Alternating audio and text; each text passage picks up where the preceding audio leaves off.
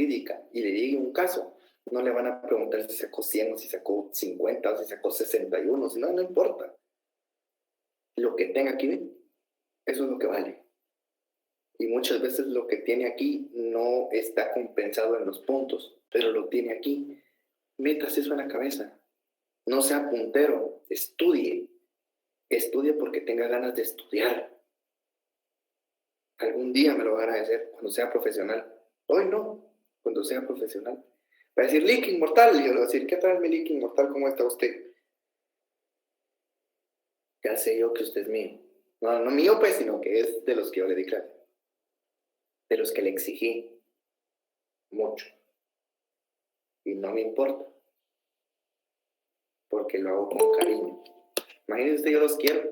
Y ni siquiera los conozco en persona, si los conociera en persona.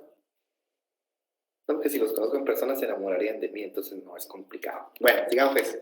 Artículo 4, incompatibilidades. Estas son incompatibilidades. Artículo 4, numeral primero, entonces, Angie. Numeral primero. Sí. Los que tengan auto de prisión motivado por alguno de los delitos a que se refiere el inciso cuarto del artículo anterior. Ya lo concatenamos con el artículo 103 de su código de notariado. Veamos al 103 de su código de notariado, por favor.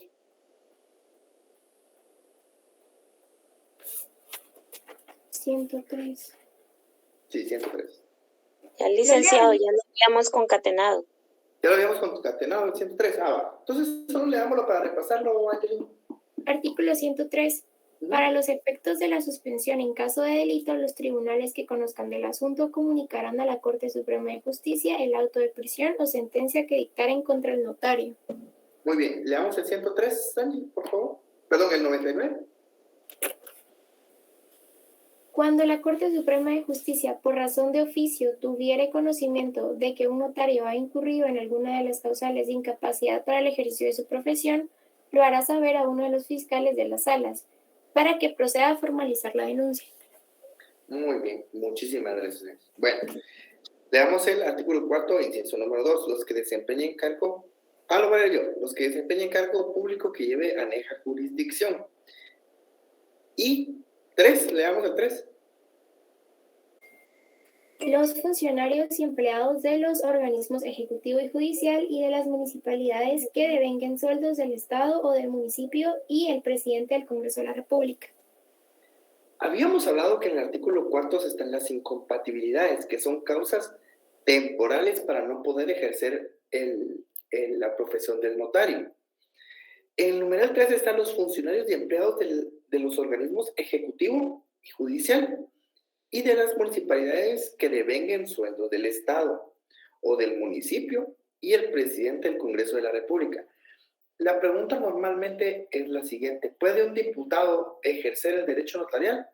Un diputado sí puede. El que no puede es el presidente del Congreso de la República de Guatemala. ¿Por qué? Porque la prohibición solo le cae a él. ¿Por qué? Porque es un presidente de uno de los 3 organismos del Estado: organismo ejecutivo, organismo legislativo y organismo judicial. Realmente nosotros tenemos 3 presidentes en Guatemala, no solo uno. Nosotros le decimos presidente al que ejerce el mayor cargo administrativo del organismo ejecutivo. Le llamamos presidente de la República. Pero el presidente del Congreso de la República es un presidente de un organismo del Estado. También es presidente. Y la actual presidenta de la Corte Suprema de Justicia también es presidente del tercer poder del organismo del Estado, el organismo judicial. Ambos ejercen el gobierno de toda la República de Guatemala. Eso es derecho administrativo en toda su esencia. Numeral 4, por favor, allí. Adicionado por el artículo 1 del Decreto Ley número 35-84, los que hayan cumplido durante un trimestre del año civil Lea bien, allí. Con las obligaciones que impone el artículo 3. Lea bien. El numeral 4, lea bien.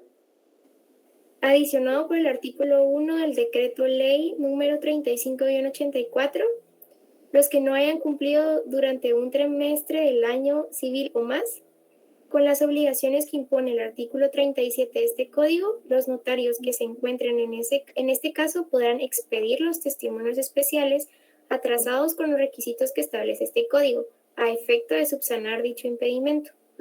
Leamos el 37. Veamos qué testimonios son los que están hablando los amigos aquí. Artículo 37. Reformado por los artículos 1 del decreto número 15-72, 6 del decreto número 38-74, 1 del decreto número 29-75, todos los del Congreso de la República y 2 del decreto ley número 35-84. El notario y los jueces de primera instancia, cuando estén facultados para cartular, deben cumplir las siguientes obligaciones. A. Remitir al director del Archivo General de Protocolos dentro de los 25 días hábiles siguientes al otorgamiento de cada escritura pública, testimonio especial en papel sellado de menor valor, con los timbres notariales adheridos de conformidad con la ley.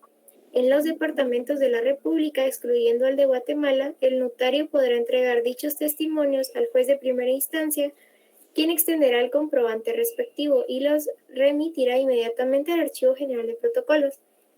Cuando se trate de testamentos o donaciones... No, déjame. Solo la parte de esa me interesa, está ahí. El Archivo General de Protocolos. Cuando usted no cumple con las obligaciones contenidas en el artículo 37, establece acá, durante un trimestre del año civil, las obligaciones que impone el artículo 37. Veamos que existen 3 obligaciones que se deben de cumplir el notario. La primera es el envío de los testimonios especiales dentro de los 25 días siguientes de haberse emitido. Leamos el literal B.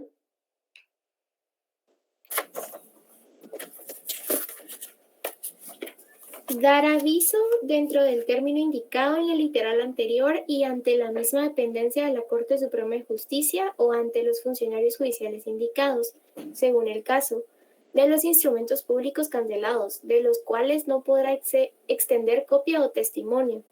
El aviso se enviará... Es el aviso de cancelación. Leamos la literal C. Remitir un aviso al Archivo General de Protocolos o a los jueces de primera instancia en su caso, dentro de los 25 días hábiles siguientes al vencimiento de cada trimestre del año calendario, en papel sellado de menor valor, indicando el número y fecha del último instrumento público autorizado o cancelado, o en su caso que no autorizó ninguno durante el trimestre que corresponda. Sigamos. Al finalizar el término a que se refiere la literal C de este artículo, el director del Archivo General de Protocolos publicará dentro de los 10 días hábiles siguientes a dicho vencimiento en el diario oficial y en otro de los de mayor circulación en el país, la lista de los notarios que no hayan enviado la totalidad de los testimonios especiales y los avisos a que se refieren las literales B y C del presente artículo. Con posterioridad publicará trimestralmente las listas de los notarios que permanezcan o que incurran en esa situación. Dejémoslo ahí. Entonces, miren, pues, jóvenes. En el artículo 37 existen 3 obligaciones. La literal A, remitir los testimonios especiales dentro de los 25 días hábiles de haberse autorizado. La literal B es los avisos de cancelación. Y en la literal C está el aviso trimestral. Cuando el artículo 4, numeral 4, nos dice que no cumplimos con la obligación imponente del artículo 37, se refiere a esta literal C. ¿Por qué? Porque es la única que especifica que el Archivo General de Protocolos, pasados los 10 días después de haberse terminado el plazo para presentar el aviso, deberá emitirse un listado de los notarios que tienen impedimento para ejercer el ejercicio profesional. El fundamento legal para ese listado está contenido en el artículo 7, literal C, segundo párrafo. Ese listado que usted ve en el Diario de Centroamérica o que ha visto en las páginas de internet, de Facebook, del Archivo General de Protocolos, donde dice listado de notarios inhabilitados, es porque ese notario inhabilitado incumplió con alguna de las formalidades establecidas. ¿Cuáles puede ser esa? Entregó el aviso, pero no entregó el testimonio, Lick. Pero mire, no, Lick, usted me acaba de decir que solo la literal C. Sí, pero de la lectura del párrafo, del segundo párrafo de la literal C, establece que se debe de cumplir también la obligación A y B. ¿Y qué es lo que sucede? A nosotros los notarios nos obligan a emitir ese testimonio, no nos obligan, es nuestra obligación emitir ese testimonio para que no seamos inhabilitados provisionalmente de ejercer el derecho notarial por no cumplir con las obligaciones establecidas en el artículo 37. Pero la principal, el fundamento legal de por qué se emite ese listado está en el C literal, C, segundo párrafo. Ese es el fundamento legal hasta del listado. O sea, miren, jóvenes, Guatemala es un país tan positivista que todo está regulado. Todo está regulado, todo está en ley. El listado está contenido en el artículo 37, literal C, segundo párrafo. No se cumple con las obligaciones contenidas en el artículo 37. ¿Cuáles son las 3 obligaciones del artículo 37? Testimonios especiales, avisos de cancelación y aviso trimestral. ¿Se debe de cumplir con las 3 para que usted no esté inhabilitado? Sí. Y además el artículo 4, numeral 4, nos da la solución. Nos dice, si usted incumplió con alguna de las obligaciones, con cumplirlas, automáticamente queda habilitado. Pero no es tan así. Si usted cumple con sus obligaciones de entregar los testimonios al Archivo General de Protocolos, supóngase que Angie salga en el listado de notarios que están inhabilitados, porque se le olvidó ingresar un testimonio especial. ¿Cómo habilitamos a Angie nuevamente? Primero tiene que entregar el testimonio que no presentó. Ya lo entregó. ¿Y ahora qué sucede? Luego de eso hay que ir a una ventanilla, a la ventanilla de información del Archivo General de Protocolos. Ahí llena usted una boleta para que sea expulsada del listado de notarios inhabilitados. Paga, creo que 35 quetzales paga para que sea expulsada de la misma. ¿Por qué? Porque tiene que tener una constancia.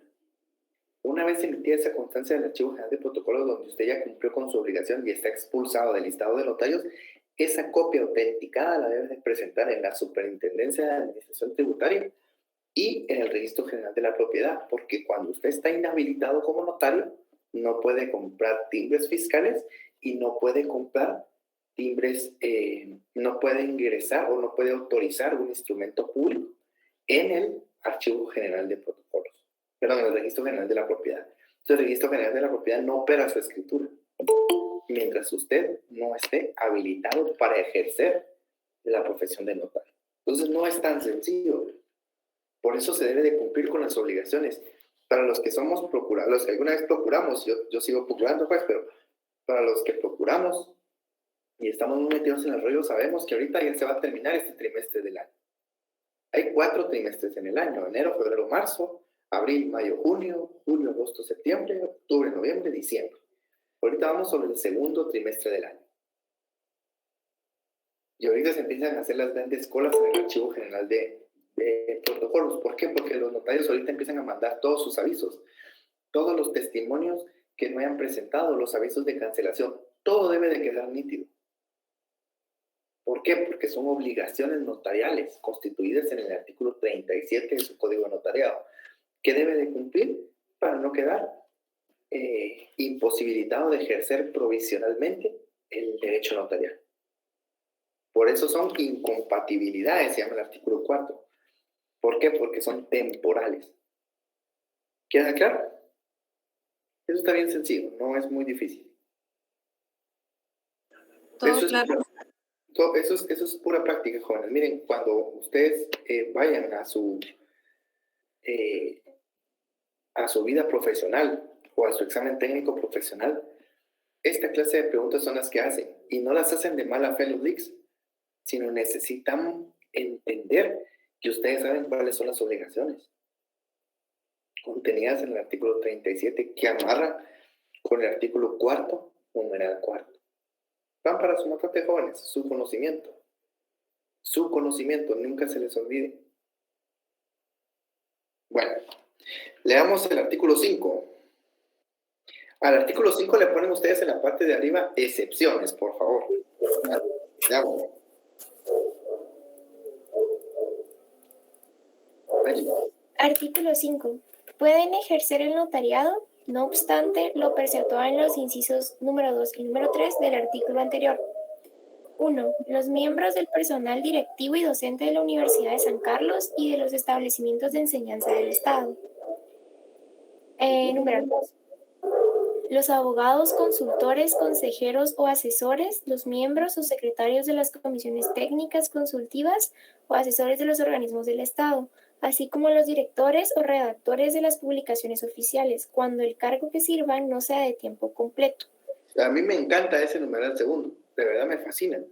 Primero miremos el primero, los miembros del personal directivo y docente de la Universidad de San Carlos, privilegio que solo tenemos los estudiantes sancarlistas, que realmente no impide que ningún otro profesional notario de cualquier otra universidad no pueda ejercer su profesión. Lo que sucede es que como la Universidad de San Carlos es la única universidad estatal del país, podríamos ser confundidos con empleados o funcionarios públicos, pero eso es puro derecho laboral y no entramos aquí a este punto. Entonces nosotros como docentes de la Universidad de San Carlos, podemos ejercer el derecho notarial, al igual que los miembros de junta directiva. Numeral segundo dice, los abogados consultores. ¿Por qué dirán los abogados consultores? Si es un código de notariado. Lo que se buscaba, lo que se daba en ese momento era que se pretendía, cuando se creó este código de notariado, se pretendía en algún momento separar la profesión de abogado y notario, y por eso se colocó los abogados. Pero realmente la palabra correcta sería los notarios consultores. Ahorita voy a ver, los notarios consultores. Consejeros o asesores, los miembros de secretarios de las comisiones técnicas consultivas o asesores de los organismos del Estado, así como los directores o redactores de las publicaciones oficiales, cuando el cargo que sirva no sea de tiempo completo. Fíjense ustedes que, ahorita voy a ver, el tiempo completo se debería referir a las 8 horas que nosotros manejamos en el código de trabajo. Sin embargo, esa interpretación se ha malinterpretado a tal grado de que se debe de establecer que debe de ser de tiempo completo, es decir, una jornada de trabajo diario. La Corte de Constitucionalidad está empezando a cambiar criterios conforme a los trabajadores del Estado y dice que un trabajador del Estado como tal, o sea, un 029, como no está teniendo una relación laboral como tal, no está sujeta a un horario de trabajo y por lo tanto puede ejercer el derecho notarial. Ahora, si es un renglón presupuestario 011, por ejemplo, al cumplir su horario laboral, es decir, un periodo completo de trabajo ordinario, sí está sujeto a esta prohibición contenida en el numeral segundo. Ahora sí, Edmer, dígame. Licenciado, buenos días. Mire, en el numeral 1, ¿solamente los miembros y personal de la Universidad de San Carlos o también de las otras universidades están exceptos? No, es que lo que sucede es que dicen, pueden ejercer el notariado no obstante lo preceptado en los incisos segundo y tercero del artículo anterior. El artículo segundo y tercero del artículo cuarto habla de funcionarios y empleados públicos, es decir, solo trabajadores del Estado.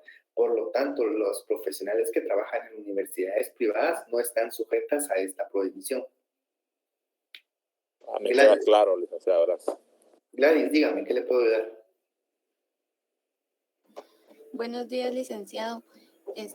Entonces, entendiendo, esto quiere decir con lo que usted estaba explicando que los notarios, así como su persona que nos dan clases, como usted bien lo decía, que la universidad es pública, ¿verdad? Entonces, por ende, pues, en teoría, pues, tendría que tener no podría estar ejerciendo el notariado, pero si bien usted lo mencionaba, que como no es a tiempo completo, esto sí no es un impedimento, ¿verdad? No, yo puedo ejercer el derecho notarial porque soy docente universitario. Comprendo, muchas gracias, esa era la duda. A ver, leamos el artículo 5, numeral tercero, Angie, por favor. Los miembros del Tribunal de Conflictos de Jurisdicción. Gracias, Angie. Hugo dice, licenciado, yo trabajo en renglón presupuestario 011, ¿me afecta? Sí, sí lo afecta. De hecho, usted solo podría trabajar situaciones notariales propias de la institución, siempre y cuando esté establecido en su ley orgánica. Por ejemplo, yo trabajé en INTECAP, y entonces INTECAP es descentralizada y desconcentrada, y por lo tanto yo podía ejercer el derecho notarial para autenticar cosas propias de la institución, porque mi renglón presupuestario me lo permitía, y la ley orgánica también me lo permitía. En su caso, Hugo, habría que determinar si su ley orgánica obliga a que las actuaciones notariales las haga escribanía de gobierno o las pueda hacer usted, pero usted afuera no podría ejercer el derecho notarial porque usted es un empleado o funcionario público que recibe un salario del Estado. O sea, usted sí cae cabal en el artículo 4, numeral tercero, sueldos del Estado, porque usted está asalariado por el mismo. Y al jubilarme, no, inmediatamente que usted deja de percibir un salario del salario. Una cosa es un salario y otra cosa es la jubilación. La jubilación no forma parte de las prohibiciones expresas en el Código de Notariado. Bueno, continuemos. Los miembros del Tribunal de Conflictos de Jurisdicción, ya sabemos que eso ya no funciona, ¿verdad, jóvenes? Lean el acuerdo 32-2003. 32-2003 de la Corte Suprema de Justicia. No, eso es para que lo lean, Angie.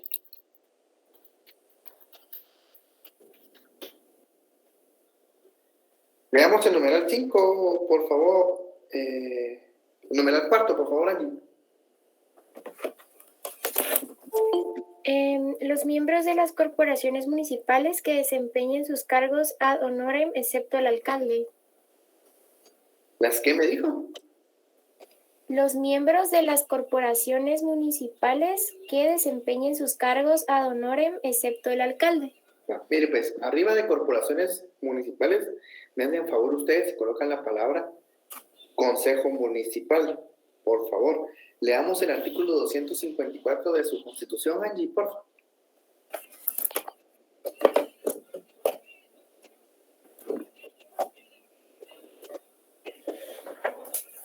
¿254?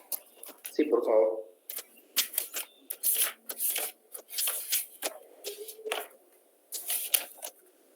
Gobierno municipal. El gobierno municipal será ejercido por un consejo, el cual se integra con el...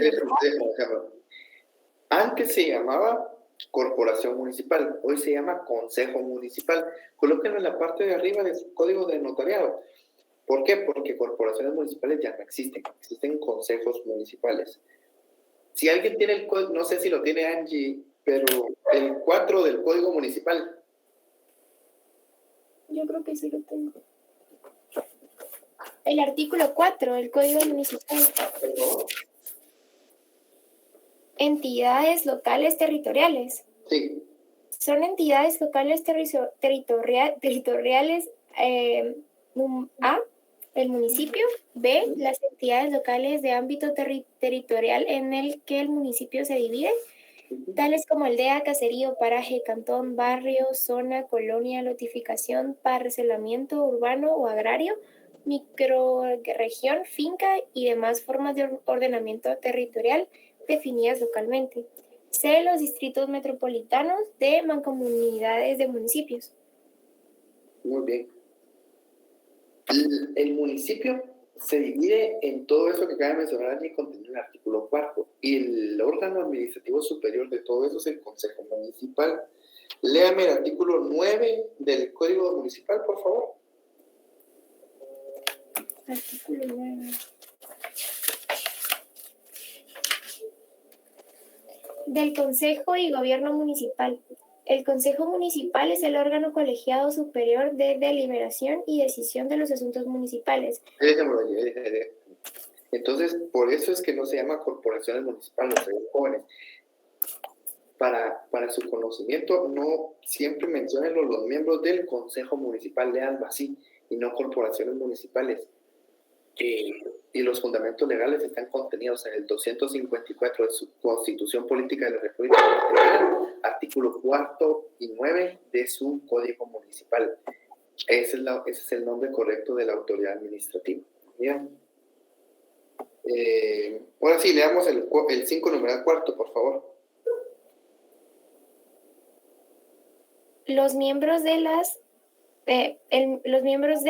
Consejo Municipal que desempeñen sus cargos ad honorem, excepto el alcalde. El alcalde es el único que tiene prohibición expresa para no ejercerlo, ¿vieron? Los demás cargos, como se supone que son ad honorem, se supone a jóvenes que son ad honorem y que todo lo hacen por amor a la institución, y aquí vuelve enorme. Que usted, yo no dudo que acá hayan personas que algún día van a llegar a tener puestos importantes del país. Aquí hay futuros magistrados, futuros jueces, futuros diputados, futuros alcaldes, futuros presidentes. ¿Sí? Siempre, siempre, siempre tomen en cuenta este tipo de situaciones. Después les hacen hallazgo con la Contraloría General de Cuentas porque le pagaban a un notario o porque estaban ejerciendo notariado y no saben cómo.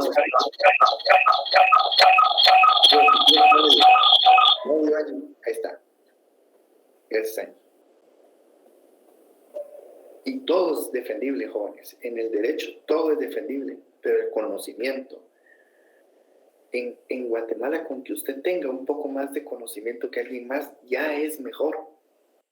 Por eso es que yo le invito a que usted sea mejor que yo. Estudie más que yo. Debátame cuando algo no lo entienda. Con argumentos, no porque considere que es algo malo. Oigan, por favor. Artículo 5, numeral 6, Angie, por favor.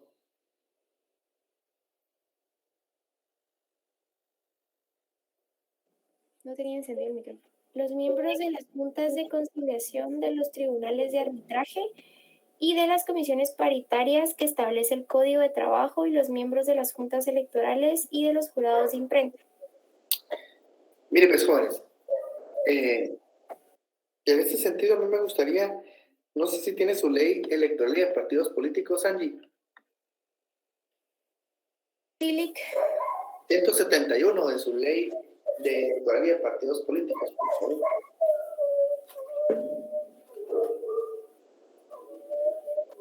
Juntas electorales departamentales y municipales. Las juntas electorales departamentales y las juntas electorales departamentales y municipales están regulados en el artículo 171 y 172 de su ley constitucional de partidos políticos. Y los tribunales, los jurados de imprenta están regulados en su ley de emisión del pensamiento, que es el decreto 48-52. Bien. Esa ley de libre emisión del pensamiento es una normativa constitucional y es una ley bastante chiquita, es bastante sencilla, y ahí está regulado los tribunales los jurados de imprenta, se denominan esos. Entonces, para que tengan su fundamento, porque los tribunales de arbitraje y de conciliación paritarias están regulados en el Código de Trabajo. Entonces, ahí están sus tres fundamentos legales para ese artículo artículo 5, literal 6. Leamos el artículo 6, Angie, por favor. Pueden también ejercer el notariado. Déjame. Pueden también ejercer el notariado, ¿ok? Otra excepción. Fíjense que los títulos de cada uno de esos artículos ya nos dice de qué se trata. En el artículo 5 dice, puede ejercer el notariado no obstante, son excepciones, manifestado en el artículo 2 y 3 del artículo anterior. Es decir, el artículo 5 desarrolla el artículo 4. Y el artículo 6 dice, pueden ejercer el notariado. Pueden también ejercer el notariado. Estos siguientes artículos ya los hemos visto con bastante ampliado en el numeral primero, que vimos que era un sistema judicial. El numeral 2, que vimos que eran los agentes, los cónsules o agentes diplomáticos de la República debidamente acreditados. Y el numeral tercero, que son los empleados que están instituidos precisamente para el ejercicio de funciones notariales. Vimos que era un sistema de funcionarios administrativos. Ya lo estudiamos con ustedes. No me voy a detener acá. El que sí me interesa es el artículo 7, Angie, por favor.